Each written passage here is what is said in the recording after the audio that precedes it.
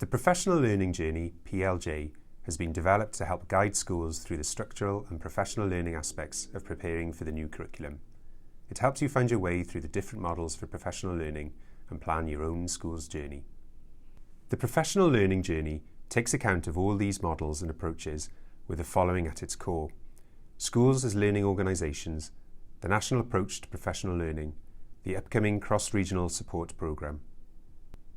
The journey turns them into a more linear model to make them easier to navigate and plan how to use the different elements. As a starting point, we recommend that schools undertake the SLO survey to provide a baseline assessment. Usually, the journey begins with developing a whole school vision, modelling and growing learning leadership and leading change, moving on to staff professional learning through the professional standards to implementing the new curriculum. The journey will be hosted on interactive web pages on Hub. Schools will be able to zoom in to it and overlay different levels of detail and see what regional support programmes are available.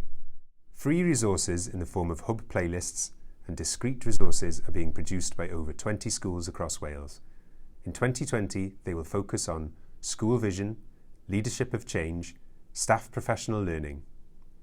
These free resources will also support the additional National Professional Learning INSET Day in the summer of 2020 and the following 2 years.